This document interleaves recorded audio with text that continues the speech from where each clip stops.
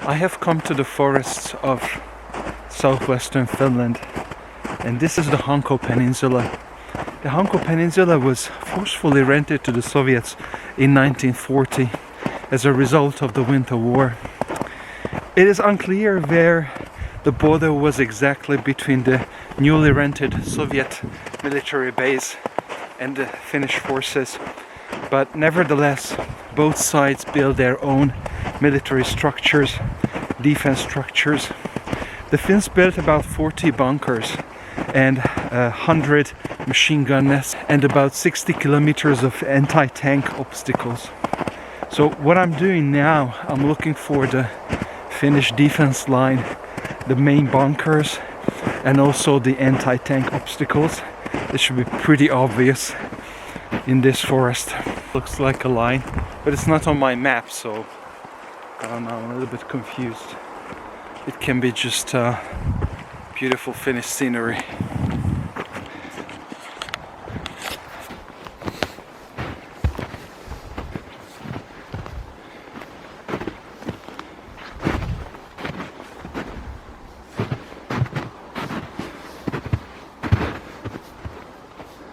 I think this is made by nature. So let's see how the environment was transformed by the humans.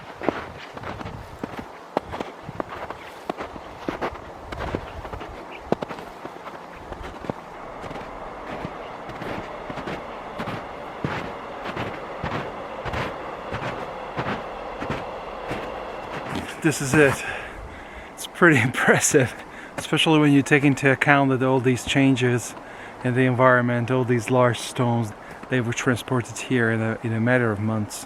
Why was it such a big deal for the Soviets and the Finns to get into this grudge about this tiny peninsula?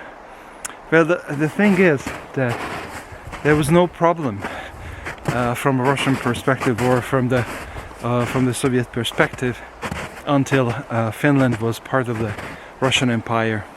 The Grand Duchy of Finland had several privileges. Its autonomy was unheard and desired by other minorities in the Russian Empire. The Russian army, the Russian navy could use the Hanko ice-free harbor all around the year without any problems.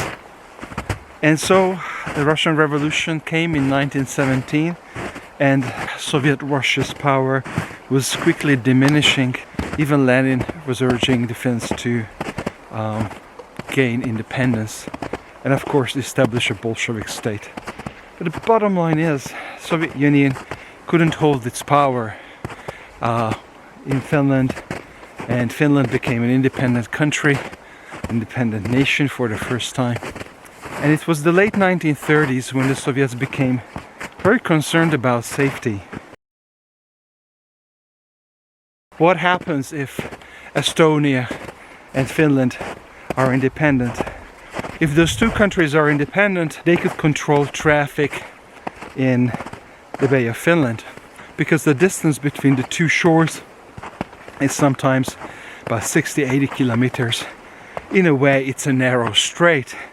So controlling Hanko is like controlling the door, having the key to the door to the Bay of Finland, and hence controlling entry to the Leningrad area. When the Soviets occupied Estonia, their goal is to occupy the other side of the Bay of Finland, the Hanko Peninsula. But the Finns are very reluctant. They do not want to deal with the Soviets. Hanko is also important for them. Hanko is not only a door to the Bay of Finland, but it's also a door to the outer world from Finland. Before air travel was the norm, the ships from the ice-free Hanko harbor could connect Finland with the wider world. You can check my other video about it. I'm looking for structure 453 and I don't really know where it is. My map doesn't help me much. I found the trenches, so I'm already in the trench system, walking. There is one leading that way, and there is another one that I'm coming from. And there are several observation posts facing toward the front line. My hope is that if I follow the trench, then I can find the structure. There is a zillion trenches here, so I'm just trying to pick one to follow, because my map doesn't really help me. I've already found a lot of trenches, but it's not the bunker. And I see some barbed wire here. I think we have arrived.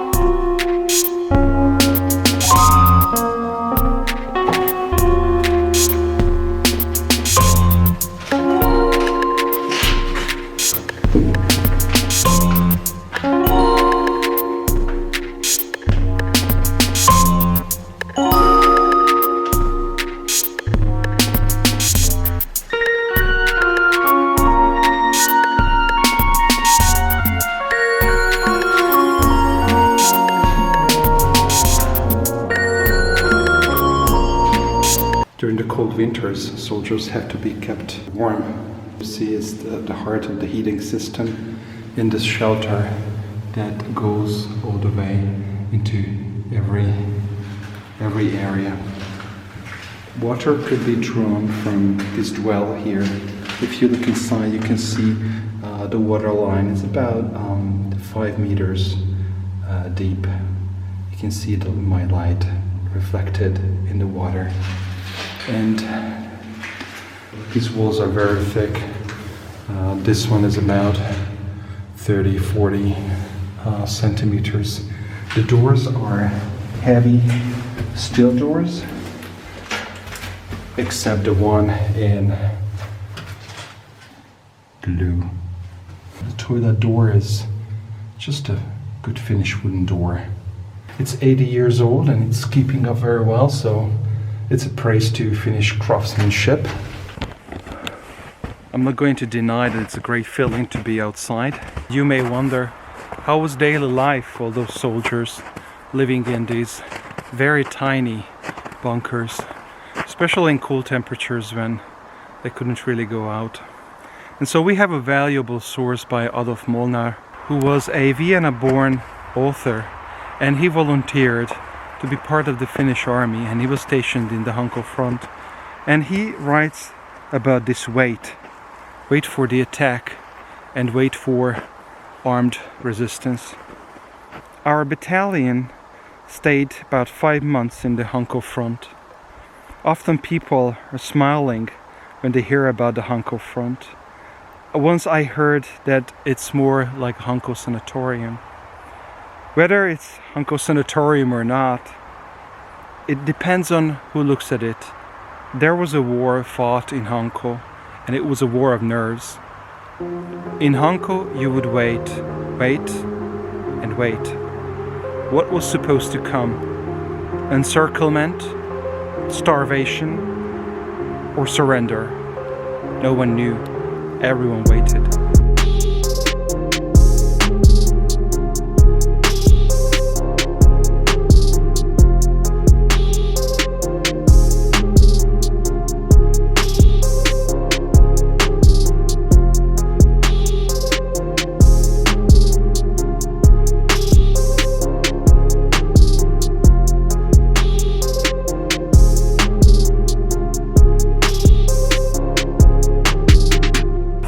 Should be somewhere around here, and I see a cupola in the distance, so let's check it out.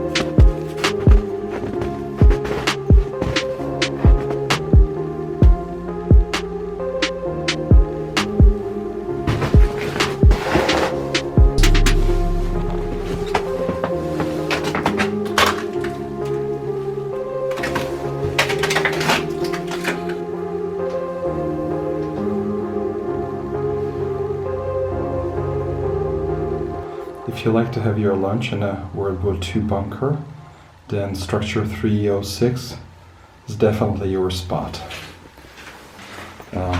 This structure is in a worse shape than 453, partly because there is also some rubbish here that people brought in.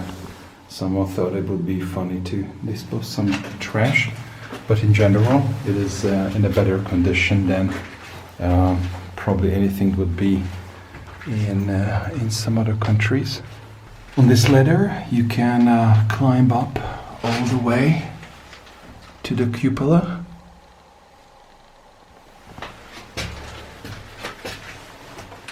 These structures have been preserved, and it is possible to visit them anytime. So this tells a lot about the society that is upkeeping these bunkers. That even the graffiti was removed, and some of the walls are freshly painted, which doesn't make me feel to move in, but definitely gives you a sense of safety when you're inside.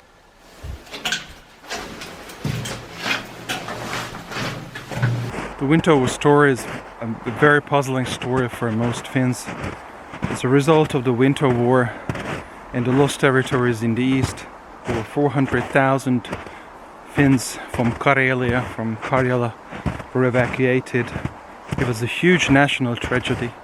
And given that the Soviets first only demanded the rental of the Hanko area, that is a very tiny area compared to the whole size of the interwar Finland, and then stubbornness of the interwar Finnish leaders partly contributed to a Soviet attack, then it's hard to deny that there is Finnish responsibility in what has happened.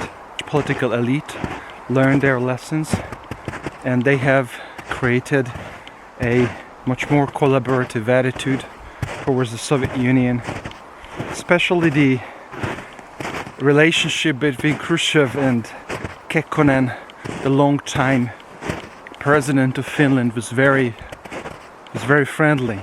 Even they were coming from completely different political circles.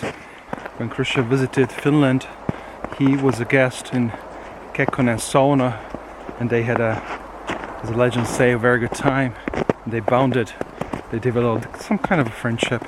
As a result of the Second World War and the lessons learned from the Winter War and the continuation war, is that Finland redesigned its foreign policy, harmonized it with the needs of the Soviet Union.